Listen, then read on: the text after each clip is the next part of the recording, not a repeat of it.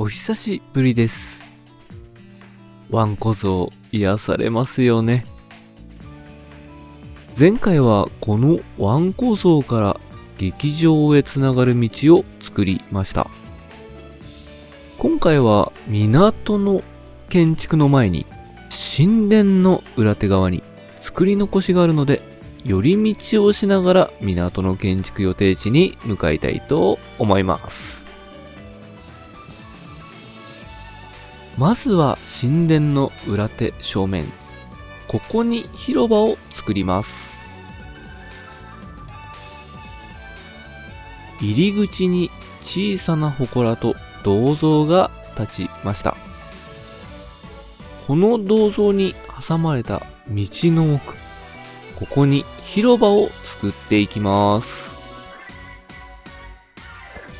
広場が出来上がりました。大通りから少し下がった場所にある広場は、海を望む公園になっています。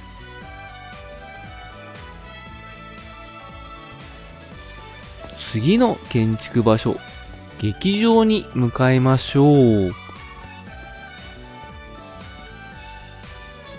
劇場の南側に土台を作っていきます。劇場から伸びる階段と土台ができました。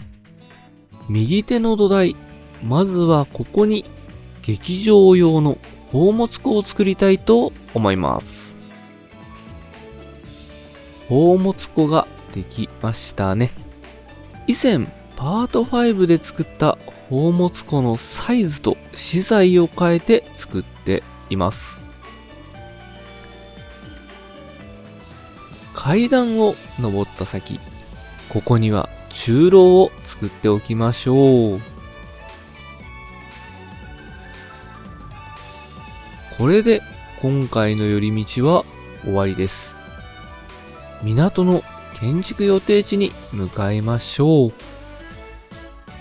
新しくできた道を使って島の反対側に向かいます。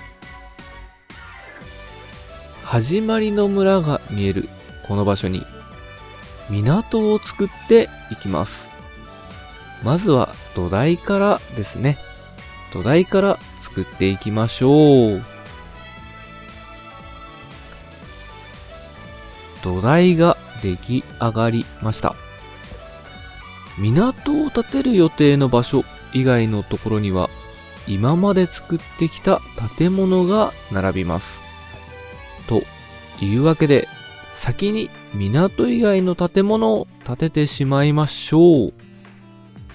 前回作った公文書館と大きい中廊を作っていきます。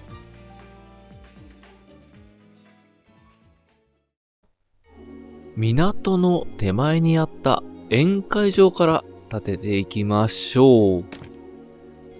柱から作っていきます。シーランタンが置いてある場所にクォーツの柱を立てていきたいと思います。4段柱を重ねた上にクォーツレンガを置いていきましょう。クォーツレンガは柱と柱をまたぐように置いていきます。ここまで1週間強、出来上がりはいつになるんでしょうかね。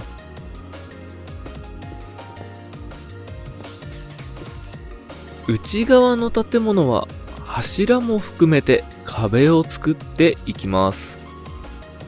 クォーツレンガで壁を作りながら、入り口部分にはクォーツの柱を立てていきましょう。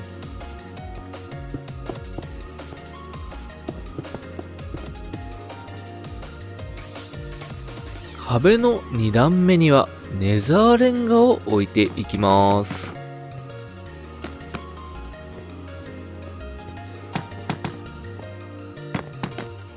3段目もネザーレンガですね。入り口部分にはクォーツの柱を横向きに置きながら3段目の壁を作っていきます。4段目にはネザーレンガを置いていきたいと思います。5段目はクォーツレンガですね。クォーツレンガを1周置いていきましょう。5段目もあと少しというところですが、外側の柱をつないでるブロックを滑らかなクォーツに変えていきます。見栄え的にこのレンガ調のブロックではなくて普通のブロックの方が良さそうなのでね、手に入れたクォーツレンガをここで使って外側のブロックを滑らかなクォーツに変えていきたいと思います。柱の装飾をしていきましょう。柱が立っている部分に歪んだ棚で装飾をします。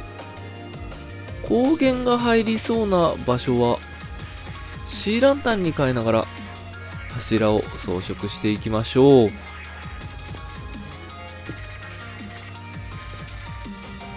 壁の高さをさらに高くしていきます。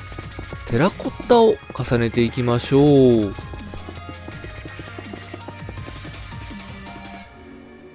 外側の柱と建物の間には屋根を支える梁を作っていきます。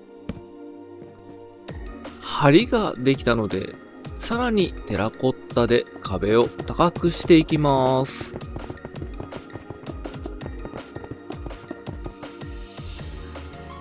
建物がだいぶ形になってきましたね。通路の部分を先に作ってしまいましょう。通路の天井は頭皮を使って作ります。傾斜をつけながら天井を作っていきましょう。通路の天井ができたので屋根を作っていきましょう。屋根はレンガブロックを使って作っていきます。一周ぐるっと囲うようにレンガブロックを置いていきたいと思います。通路の屋根ができたのでさらに壁を高くしていきましょう。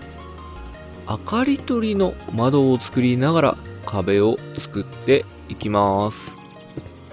窓の部分には事前に錆止めをした銅の格子を置いていきます。実は今回初めて事前に錆止めできることを知りました。事前に錆止めできると便利ですよね。明かり取りがある壁ができましたね。壁の一番上の部分は木材で作ります。マングローブの原木をぐるっと一周置いていきましょう。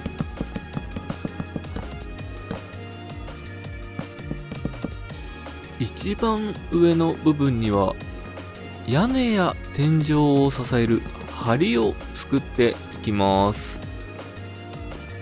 2マスおきにマングローブの原木を置いていきたいと思います。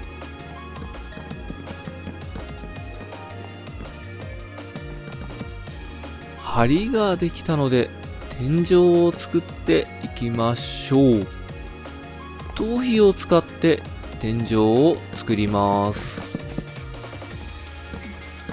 ハーフブロック分段差をつけながら天井を作っていきたいと思います。天井の3段目には屋根を支える梁を作ります。向きを揃えてダークオークの原木で梁を作っていきます。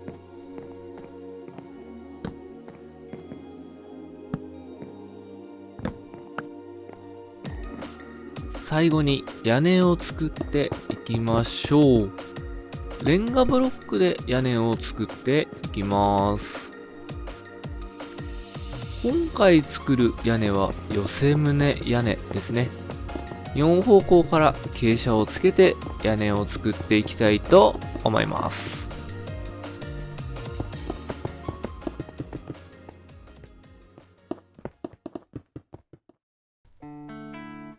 建物がようやく出来上がったので、今回作りたかった港を作っていきます。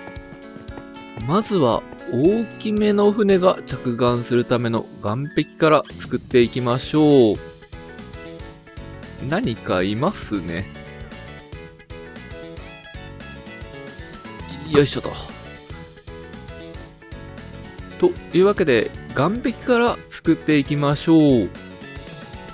岸壁は船が着岸する時の緩衝材にもなる木材で骨組みを作ります。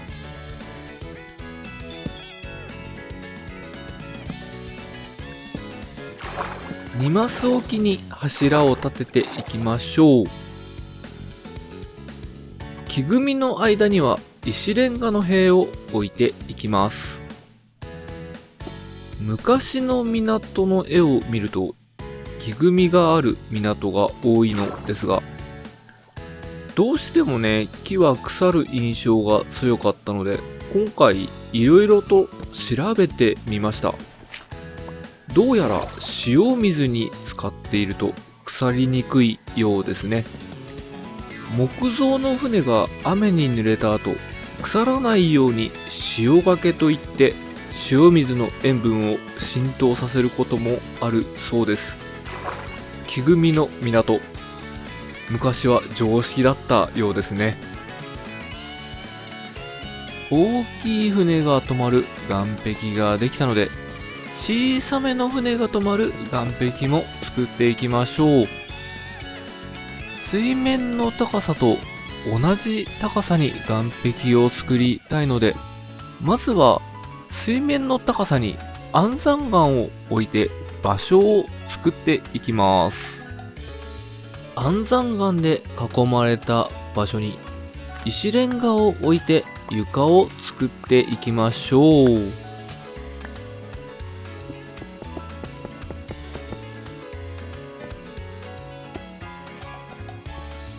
岸壁ができたので装飾をしていきましょう。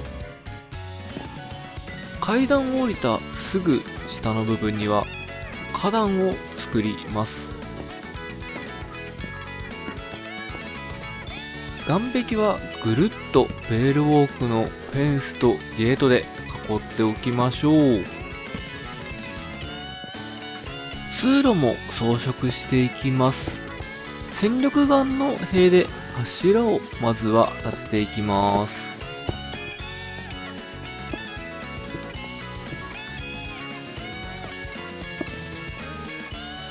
屋根には焚き火を使います。柱の上に焚き火を並べていきましょう。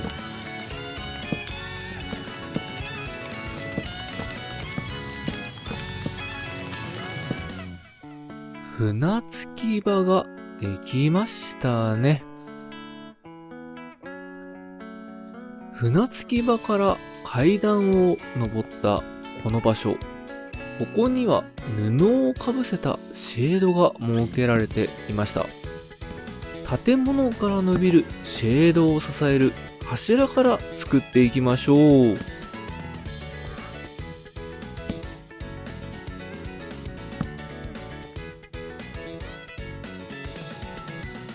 骨組みの上にカーペットを置いていきます。で、改めてカーペットを置いていきたいと思います。上にかぶせた布が外まで垂れ下がってる部分があるので、そこは旗を重ねて表現していきたいと思います。神殿がある方の入り口にもシェードを作っていきます。柱を立てて布をかぶせていきましょう。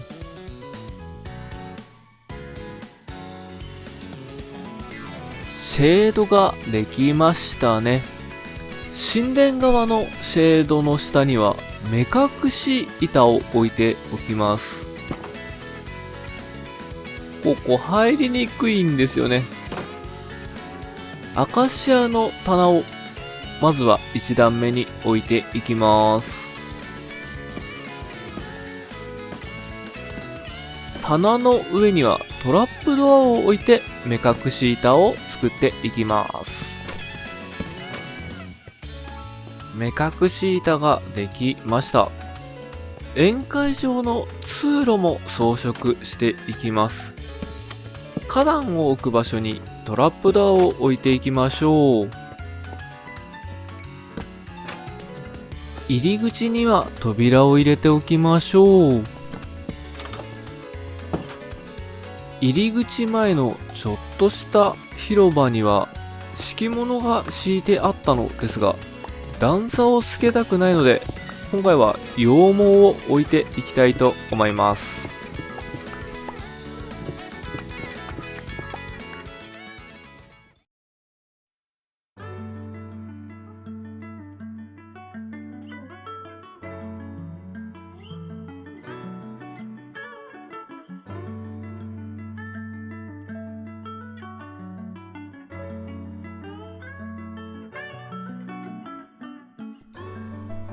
というわけで、パート10、港を作る、いかがだったでしょうか。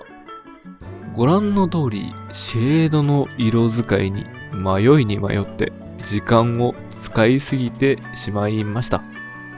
ここから内装を作るとなると、さすがにお待たせしすぎてしまいますので、今回はこの辺で終わりたいと思います。次回は宴会場の内装と周辺の建物を作っていけたらと思っています。最後までご視聴ありがとうございました。チャンネル登録、高評価、コメントいただけたら嬉しいです。それではまたお会いしましょう。